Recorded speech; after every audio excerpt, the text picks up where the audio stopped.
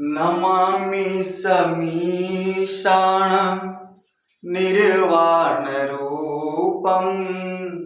विभुं व्यापकं ब्रह्म वेदस्वरूपं। जय हिंद।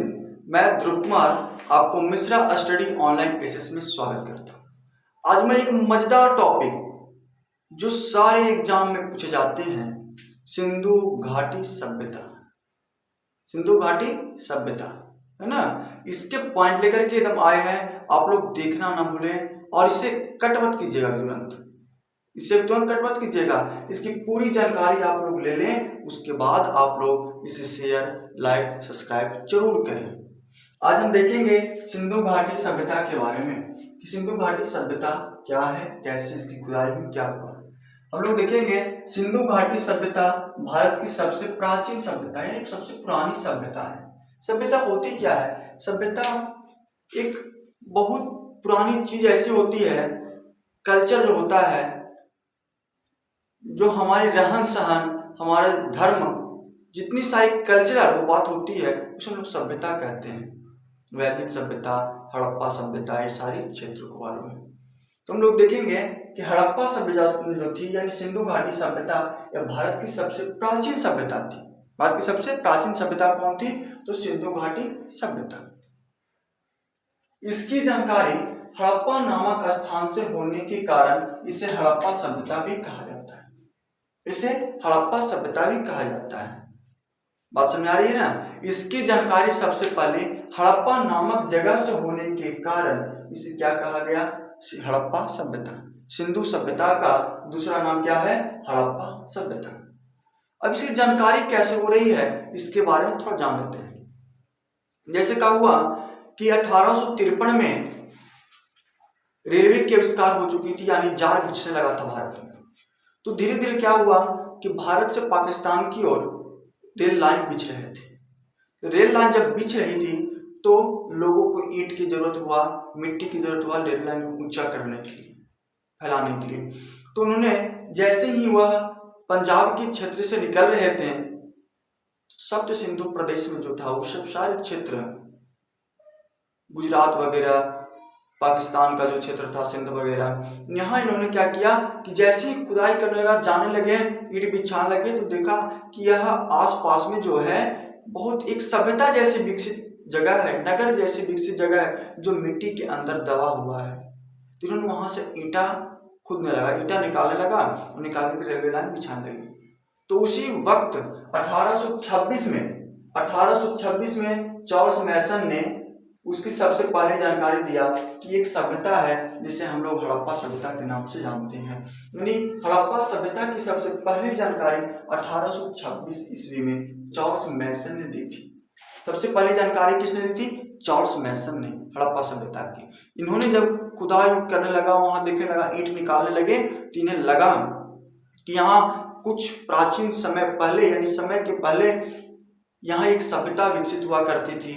तो उन्होंने जानकारी दिया पुरातत्व सर्वेक्षण विभाग को, और वहाँ पुरातत्व सर्वेक्षण विभाग आकर के उसकी खुदाई करने लगा। जैसी खुदाई करने लगा, यहीं पर एक नगर निकलने लगी, नगर बस्तियाँ की खोज होने लगी। तो इसे हम लोग कहते हैं हड़प्पा सभ्यता। इसे सिंधु सभ्यता कहते हैं, इसे हड़प्पा सभ्यता कहते हैं, इसे कांस्य युगीन सभ्यता भी कहा जाता है। कांस्य युगीन सभ्यता भी हड़प्पा सभ्यता को कहा जाता है। हड़प्पा सभ्यता क्यों कहा जाएगा? क्योंकि हड़प्पा नामक जगह से इसकी खुदाई सबसे पहले हुई थी, इसके कारण इसे हड़प्पा सभ्यता कहा जाता है। सिंधु घाटी सभ्यता क्यों कहा जाएगा? क्योंकि जब सबसे पहले इसकी खोज हो रही थी तो ये सिंधु नदी के किनारे था, विकसित था, सिंधु नदी के किनारे यह विकसित था, इसी कारण से सिंधु घाटी सभ्यता कहा गया।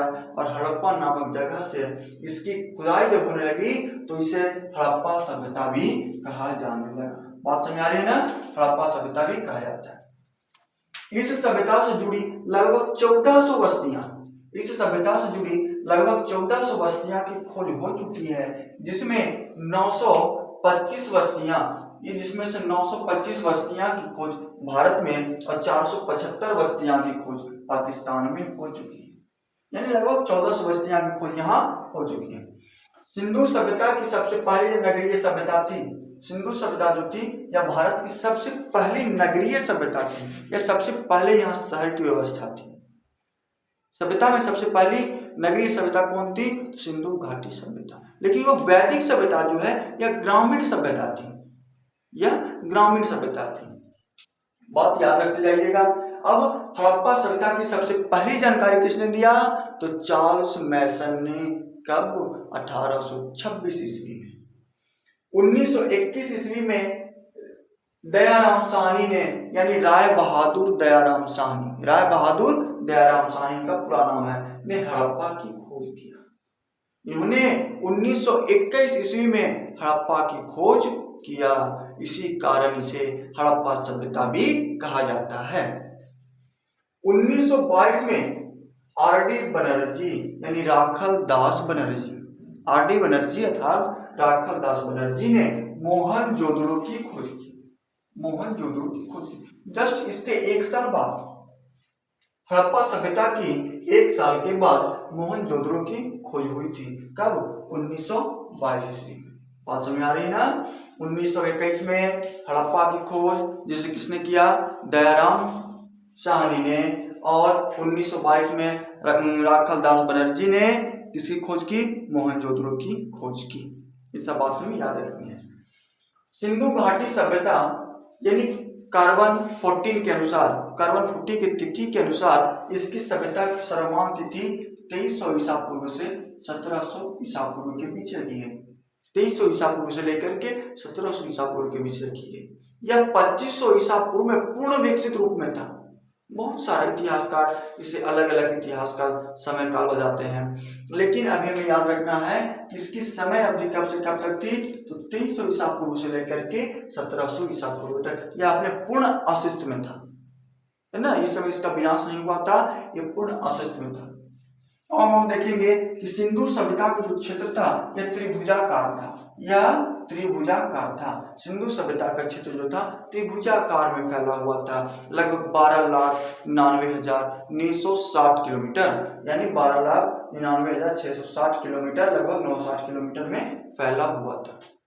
बात समझ आ रही है? लगभग 13 लाख वर्ग किलोमीटर में यह फैला हुआ था। लगभग 13 लाख वर्ग किलोमीटर में यह फैला हुआ था। कौन? सिंधु घाटी सभ्यता। यह उत्तर से दक्षिण, यह उत्तर से दक्षिण जो था, यह उत्तर से दक्षिण 1400 किलोमीटर में फैला हुआ था। उत्तर से दक्षिण, उत्तर से दक्षिण 1400 किलोमीटर में और पूरब से पश्चिम 1600 किलोमीटर स्क्वायर में फैला हुआ था। यानी कुल मिलाकर यह 13 लाख वर्ग किलोमीटर में फैला हुआ था। यानी उत्तर से दक्षिण कौन था? तो आपका 1400 वर्ग किलोमीटर और पूर्व से पश्चिम या 1600 वर्ग किलोमीटर क्षेत्र में फैले हुए थे। बात समझ आ रही है? सारे बात को नोट्स कीजिएगा। इसके बाद अगली पॉइंट को लिखेंगे हम।